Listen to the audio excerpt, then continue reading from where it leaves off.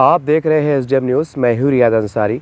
इस वक्त मैं महाराष्ट्र के तारीखी शहर औरंगाबाद से बात कर रहा हूं और आज का जो मेरा विषय है वो आज एक बार फिर राम मंदिर जो अयोध्या में तामीर हो रहा है, एक भव्य राम मंदिर, और उसके करीब में एक करीब के देहात में शायद 7-8 किलोमीटर का शायद फासला हो, वहाँ पर उसके बदल में जो अदालत के ज़रिए से और जो वहाँ की राज्य सरकार यूपी सरकार की तरफ से जो 7 एकड़ 10 एकड़ जो भी ज़मीन दी गई उसके ऊपर एक आलीशान मस्जिद का निर्माण चल रहा है या कोशिश हो रही है। इसके ऊपर मैं कहने जा रहा हूँ। देखिए, कुछ सोशल मीडिया पे और कुछ ख़ास करके महाराष्ट्र के कुछ बड़े ज़िम्मेदारान जो मुस्लिम लीडरान हैं, यूपी के हैं, कुछ मुल्की सतह के बड़े बड़े लीडरान हैं, वो बड़े ज़ोर शौक़ से ये मुहिम चला रहे हैं कि अयोध्या में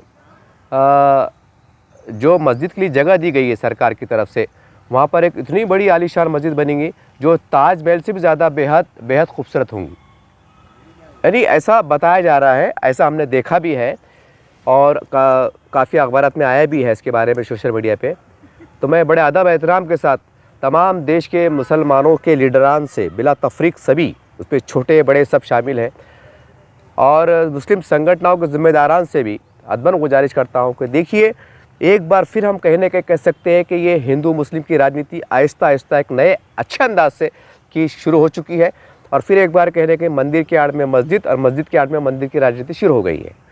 ये हम सोशल मीडिया पे और मीडिया पे देख रहे हैं। तो जो मस्जिद का जो कहा जा रहा है कि भाई कि अपने ताजमहल से ज़्यादा वहाँ खूबसूरत मस्जिद बनाई जाएंगी, तो मेरा उनसे अदबन गुजारिश है, देखिए, जो आप ये दावा कर रहे हैं कि हम ताजमहल से ज़्यादा हसीन वहाँ मस्जिद बनाएंगे, तो आपसे गुजारिश है कि इस तरह की बयानबाजी से आप गुरेज़ करें। ये इसको लेके मुसलमानों में कुछ ज़्यादा खुशी का माहौल नहीं पाया जाता है, ये आप भी बहुत अच्छी तरह जानते हैं। अब सवाल ये है कि जो जहाँ पर राम मंदिर जो आज बना है, जहाँ बाबरी मस्जिद का पुराने औक़ाफ़ के हिसाब से जितनी ज़मीन थी, तो आपको तो वहाँ की सरकार से, केंद्र सरकार से मुतालबा करना चाहिए कि बाबरी मस्जिद के वक्फ बोर्ड के रिकॉर्ड के हिसाब से वहाँ के ख़बरस्तान की ज़मीन, अतराफ़ की ज़मीन कितनी थी, हमें उतनी दी जाए या उससे डबल दी जाए। ये आपने सरकार से दरख्वास्त करना चाहिए था, मांग करना चाहिए था। और क्या ही अच्छा हो कि हमारे नरेंद्र मोदी जी, भारत सरकार इस बारे में एक इतिहास रचते आप, क्योंकि नरेंद्र मोदी जी के नेतृत्व में एक नया, हम समझते हैं, एक हिंदुस्तान बनने जा रहा है। और 22 जनवरी के दिन जब राम मंदिर का शुभारंभ होने जा रहा है, एक हम समझते हैं कि हिंदुस्तान में एक नए हिंदुत्व का उदय होने जा रहा है। ये कड़वा सच है, चाहे इसको आप माने ना माने। अब सवाल ये है, क्या ये ऐसा मुमकिन नहीं था कि इतिहास में ये लिखा जाता, इतिहास में इस तरह का लिखा जाता कि मोदी जी के नेतृत्व में जहाँ 22 जनवरी को नए अपने राम मंदिर का एक शुभारंभ होने जा रहा था, तो उसी ठीक बाजू में उसी समय जो है तो मंदिर का, अपने मस्जिद का भी उद्घाटन होने जा रहा था। वहाँ भी वन टाइम में दोनों का उद्घाटन होने वाला था। अगर ऐसा हो जाता तो हम समझते हैं कि ये हमारे हिंदुस्तान की एकता ताकत के लिए बहुत बड़ा संदेश चला जाता। लेकिन पता नहीं, जैसा हमने सोशल मीडिया पे देखा है कि टेक्निकल वजूहात है, फंड का मसला है, कहीं मैंने देखा हूँ कि मैं पैसों की कमी है, कहीं कहा जा रहा है कि कुछ टेक्निकल मसाइल है मंजूरी के, जो भी है वो है, बहरहाल टेक्निकल वजूहात है। तो भाई वैसे तो मैं कह दूँ कि अल्लाह का घर किसी का मोहताज नहीं होता। हिंदुस्तान में आज़ादी के बाद से तो आज तक हज़ारों मस्जिदें, चाहे शहरों में हो, खेड़े में हो, पहाड़े में हो, ग्रामीण में हो, तामीर हुई हैं, छोटी मोटी कच्ची पक्की जैसी बनी हुई हैं। ये अल्लाह के नेक जो बंदे हैं, जो मेहनत कश मज़दूर है, जो 1 रुपया 2 रुपया 5 रुपया अतिया देते हैं मेहनत हक हलाल की कमाई से, अल्लाह उन्हीं में इतनी बरकत देता है कि सैकड़ों मस्जिदें आज तामीर हो चुकी हैं और वहाँ अल्लाह अकबर की सदाएँ गूंज रही हैं। ये आपके लाखों रुपये की मोहताज नहीं है मस्जिदें, याद रखिए आप, या ना ही सरकार की मोहताज है। सरकार की भी मोहताज नहीं है कि अब सरकार हमारी मदद करेंगे तो मस्जिद तामीर होंगी, ये कड़वा सच है। लेकिन सरकार से इसलिए मांग की जा रही है क्योंकि ये राम मंदिर और बाबरी मस्जिद जो मसला विषय उठा था, ये पूरे मुल्क गिर में इसका एक हवा बना था। इसके लिए कितने हालात बिगड़े थे, कितने बार दंगे हुए, कितने बार फिसाद हुए, कितने बार आग लगी, कितनी दूरियाँ हुई, ये सारी हकीकत आपको मालूम है, ये बताने की ज़रूरत नहीं है। अब सवाल ये है कि मैं तमाम बड़े अदब एहतराम से तमाम ज़िम्मेदारों से कहना चाहता हूँ जो मुल्क गिर सतह पर ये कह रहे हैं कि अयोध्या में ताजमहल से ज़्यादा हसीन हम मस्जिद बनाने जा रहे हैं, तो मेरी आपसे गुजारिश है कि सिस्टर कमेटी की रिपोर्ट पढ़िए आप, कई कमेटी कमीशन की रिपोर्ट पढ़िए आप। इस देश का मुसलमान, इस देश में रहने वाले हमारे दलित भाई, आदिवासी भाई, पिछड़ी जाति से बिछड़ कर रह गया है। तालीम के मैदान में बिछड़ कर रह गया है, नौकरी में बिछड़ कर रह गया है, विकास के काम में बिछड़ कर रह गया है, तो कब तक मस्जिद की बात करेंगे साहब? अगर हुज़ूर सल्लल्लाहु अलैहि वसल्लम के ज़माने में देखा जाए तो कैसी मस्जिद हुआ करती थी, खजूर के झाड़ के पत्तों की वो, और क्या बाबरकत वो मस्जिदें थी कि वहाँ सजदा करने के बाद अल्लाह की बारगाह में दुआएं कबूल होती थी। और आज मस्जिद को आप ये कर रहे हैं। मेरी आपसे ददमद गुजारिश है कि ये 75 साल में मुसलमानों को हथेली पे जन्नत बता दिया गया, उनके जज्बात में लाकर, उनको जज्बाती जो तो राजनीति में लाकर, उनके जज्बात से खिलवाड़ कर कर हम इस हालात पे पहुंच गए। क्या सच्चर कमेटी की रिपोर्ट है और महाराष्ट्र में महमूदुर रहमान कमेटी की रिपोर्ट है कि मुसलमानों की हालत ये हो गई और मुसलमानों को 5% आरक्षण देना चाहिए। ये बहुत सी मसाइल है। तो मेरी आपसे गुजारिश है कि जहाँ पर आप मस्जिद बनाने का दावा कर रहे हैं कि ताजमहल से ज़्यादा, तो मेरी आपसे गुजारिश है वहाँ सादी सीधी मस्जिद बना लीजिए। वहाँ को पूरे हिंदुस्तान के मुसलमान नमाज आगे पढ़ने वाली नहीं है। जब जुमे का दिन आएंगे तो पूरे हिंदुस्तान के मुसलमान कुछ एक दिन 2 दिन पहले ट्रेन में बैठ के नमाज़ पढ़ने वाली नहीं है कि चलो भाई बहुत लाखों करोड़ों मुसलमान आने वाले हैं, जगह कम पढ़ने वाली है। शायद आपको मेरी बात बुरी लग रही होंगी, लेकिन ये आपको सोचने की ज़रूरत है। जहाँ पर मस्जिद बन रही है वह ग्रामीण का इलाका है, कोई ज़्यादा बड़ा शहर नहीं है, जैसा लखनऊ है, मुंबई है, नई दिल्ली, ऐसा कोई इलाका नहीं है। और ताजमहल से ज़्यादा बना खूबसूरत करते क्या? हमारे आबा अजदाद बाप दादा ने ताजमहल बना के दे दिया, कुतुब मीनार बना के दे दिया, मकबरा बना के दे दिया, बड़े बड़े किले बना के दे दिए। बदले में क्या मिल रहा? बदले में ये मिल रहा कि सच्चर कमेटी की रिपोर्ट आ रही है कि देश का मुसलमान तमाम शोबेजात में बिछड़ कर रह गया है। ये रिपोर्ट मिल रही है।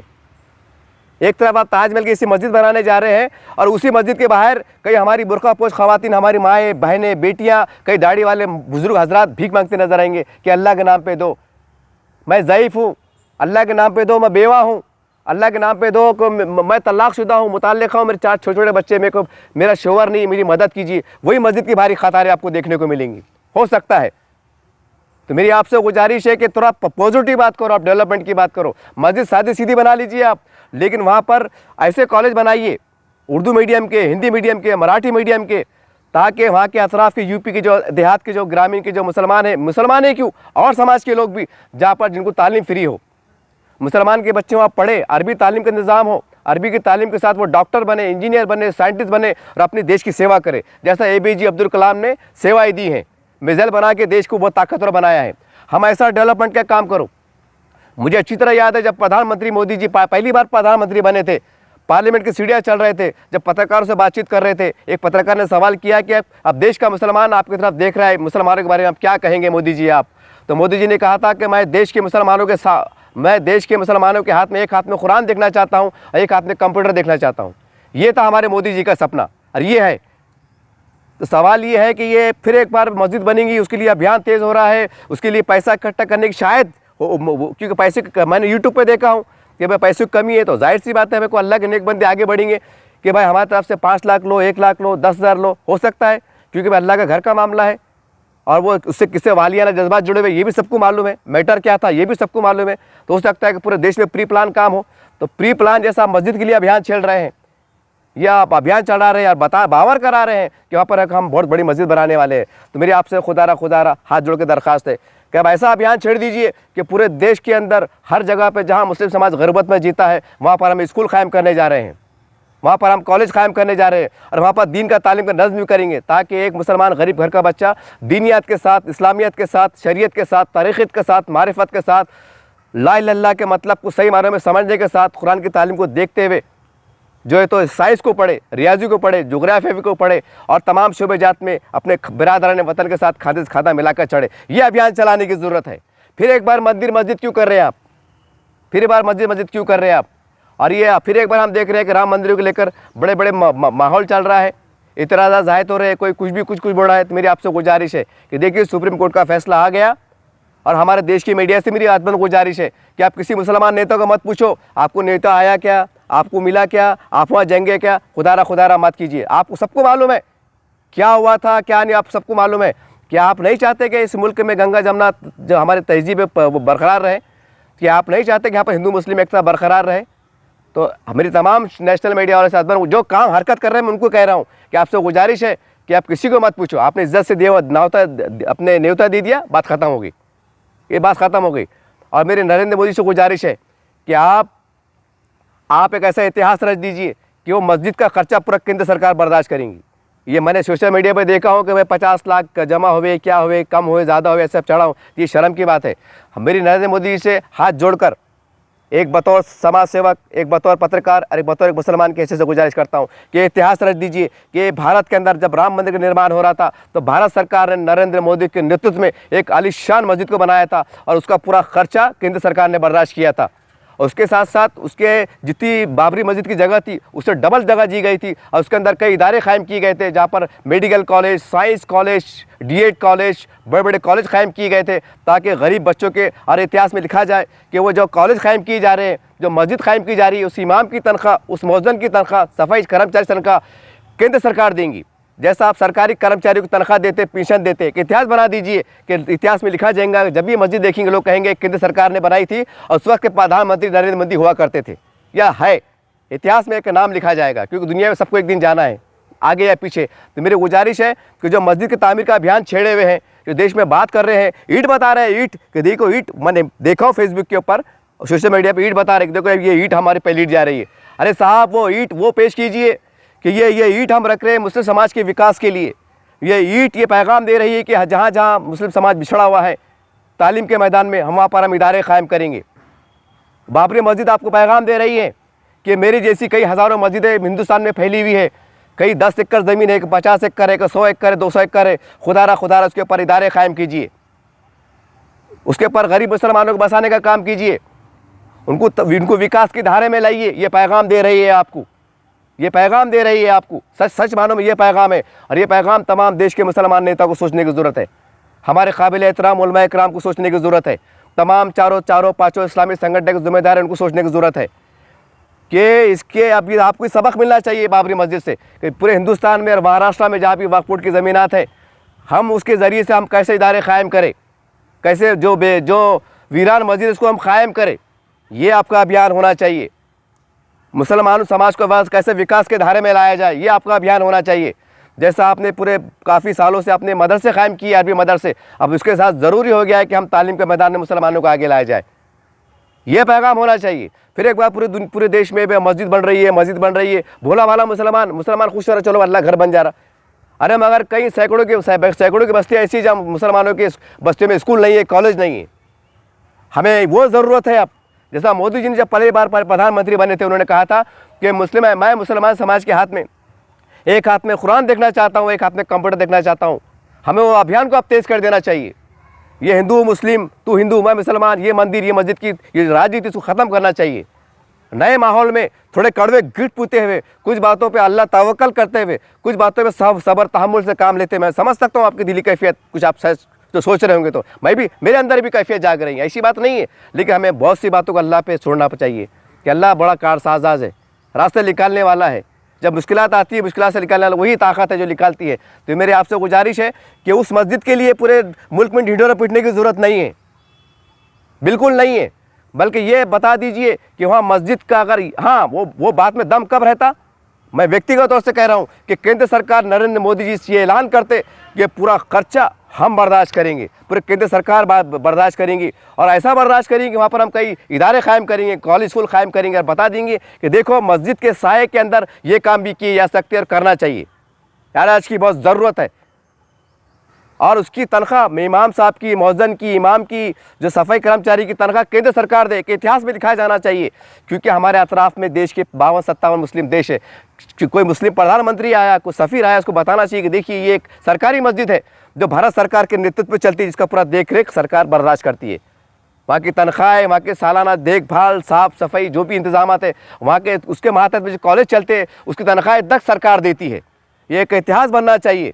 और मैं समझता हूँ कि हमारे नरेंद्र मोदी जी और बीजेपी के लिए बहुत सुनहरी मौका है कि वो इतिहास रच दे। जो नाराज़गी हो सकता है वो तो अलग मसला है, लेकिन कुछ हो सकता है कुछ अच्छाई में बदल जाए, कोई नाराज़गी थोड़ी दूर हो सके। और कहने के हम समझते हैं कि मुस्लिम जो चेहरा जो आप बताते हैं कि हमारे मुसलमानों के लिए बीजेपी ताकत, बीजेपी ये कहती है सबका साथ, सबका विश्वास, सबका विकास। हम समझते हैं सच मानों में अमली तौर से होता नजर आएगा। मेरी आपसे दादमंद अपील है मोदी जी, ये जो हमने देखा है सोशल मीडिया पे कि भाई एक पहली ईंट भेजी जा रही है और कुछ पैसों के मसले मसाइल हमने देखा है कि पैसों की कमी है, जो भी है टेक्निकल मसला है, तो इसको ब्रेक दे दीजिए आप और केंद्र सरकार और राज्य सरकार योगी जी ऐलान कर दे कि देखो जो हुआ जो हुआ, लेकिन मुसलमानों ने इसको स्वीकार किया। हम उसके बदले के तौर पर तो हम ज़्यादा कुछ नहीं कह सकते, लेकिन हम इतिहास बना सकते हैं कि ये बीजेपी गवर्नमेंट थी, ये योगी जी की गवर्नमेंट थी कि पूरा एक एक रुपये से लेके पाए से लेके उसके मीनार तक सरकारी खर्चे से बड़े अच्छे अंदाज से उनका मस्जिद को बनाया गया। और जितनी ज़मीन वहाँ पर थी उससे ज़्यादा ज़मीन दी गई। और मुस्लिम समाज के लिए हमने बहुत सा काम किया है, हमने मुसलमानों को नाराज़ करने का काम नहीं किया है। जो थोड़ी बहुत नाराज़गी पाई जा रही है, ये दिखाई दे रही है, ये भी दूर हो सकती है। तो उम्मीद करता हूँ कि तमाम मुस्लिम लीडरान ये जो भी इसमें इन्वॉल्व है, जो अभियान चढ़ा रहे हैं, बोल रहे, दावा कर रहे हैं, और कुछ तो ये कर रहे हैं कि नहीं बनना चाहिए, कुछ बनना चाहिए। अरे भाई ये फालतू बातें बंद करो और मुसलमानों के विकास की बात करो, विकास की बात करो। और क्योंकि बहुत सी बातें, क्योंकि अल्लाह के हाल पे छोड़ दो आप, अल्लाह की मर्ज़ी भी छोड़ दो आप, अल्लाह बड़ा कारसार साज है। तो उम्मीद करते हैं कि मुसलमानों के विकास के लिए आप उठेंगे और मस्जिद का जो ढंढोरा पीटा जा रहा है इसको आप बंद कीजिए। और मुसलमान कहाँ कहाँ परेशान है, जो महाराष्ट्र के कोई नेता है वो जो कह रहे हैं कि पहली ईंट हम दे रहे हैं, तो मेरी आपसे उनसे हाथ जोड़ गुजारिश है कि मोहतरम जनाब, महाराष्ट्र में वक्फ बोर्ड का क्या हाल है, कितनी तबाही चढ़ी है, उसके ऊपर कुछ लपकशाही करो, वहाँ पर दौरे करो, वहाँ पर घूमो, और गरीब मुसलमानों के लिए हम क्या कर सकते करने की कोशिश करो। क्योंकि सरकार भी आपके साथ है, बीजेपी गवर्नमेंट भी आपके साथ है। सिर्फ नीयत ये ख़राब है कि चंद जो हमारे मुट्ठी भर जो लोग मुसलमान नेता है, जो दलाल बने हुए हैं, जो मुसलमानों को खुद विकास नहीं चाहते हैं, ये उनकी जिम्मेदारी है, ये उनकी वजह से विकास रुका हुआ है। नहीं तो बीजेपी शिवसेना बुरी नहीं है, हमारी गलती, हमारी कमी है। इसलिए हमारी गलती है कि वक्फ बोर्ड हमारे हाथ में है, हम जिम्मेदार हैं उसके। अच्छे बुरे कम ज़्यादा जिन्होंने अच्छा काम किया उनको सैल्यूट है, लेकिन जो गद्दारी करे कौम से, अल्लाह उनको छोड़ेगा नहीं, याद रखिए। आखिरी में इतना ही कहूँगा कि जो मस्जिद बन रही है अयोध्या में, उस पर आपको ढंढोरा पीटने की ज़रूरत नहीं है। मैं माफ़ी के साथ कह रहा हूँ, मैं एक दर्द के साथ आवाज़ दे रहा हूँ कि उसके साथ साथ मुसलमानों को पैगाम दीजिए कि जो सच्चर कमेटी की रिपोर्ट आई है, अब हम उस पर काम करेंगे और मस्जिदी जगहों पे हम कॉलेज बनेंगे, स्कूल बनेंगे, फैक्ट्री बनेंगे, कारोबार शुरू करेंगे, और मुसलमानों के साथ हम अन्य समाज को अन्य समाज को भी विकास के लिए उठेंगे। ये ज़रूरत है इसकी। आज मस्जिद बना लिए, फिर स्टेज पे आके बोले मस्जिद हमने बनाए, हमको वोट दो, फिर बोला ये बनाए, फिर बोला खबरस्तान बनाए। अरे क्या चल रहा भाई, पहले मुसलमान गुर्बत के मारे, परेशानी के मारे खबरस्तान में जा रहे। अरे थोड़ा बहुत जीन दो भाई, ये आपसे दर्दनाक अपील है। अरे ये मेरी अपील नहीं है, ये सोशल मीडिया पे दबे कुचले लोग कह रहे हैं, लेकिन कहते हैं ना दबे कुचले की आवाज़ ऊपर तक नहीं पहुँचती है। तो वो दबे कुचली की आवाज़ पेश कर रहा हूँ। आप ये ना समझिए कि एक सोशल मीडिया वाला कह रहा है, कि दीवाना कह रहा है, पागल कह रहा है, या मेरी व्यक्तिगत राय नहीं, सैकड़ों लोगों की राय है। अगर सबका इंटरव्यू लेते बैठूंगा तो 10 घंटे का वीडियो बन जाऊंगा। तो सोचा चलो आधे घंटे में बात को निपटा दूँ। तो उम्मीद करते हैं कि बोलने चालने में कमी होंगी तो माफ़ी देते हुए इसके ऊपर आप विकास की तरफ हम कैसे जा सकते हैं इसकी कोशिश कीजिए। जय हिंद, जय महाराष्ट्र।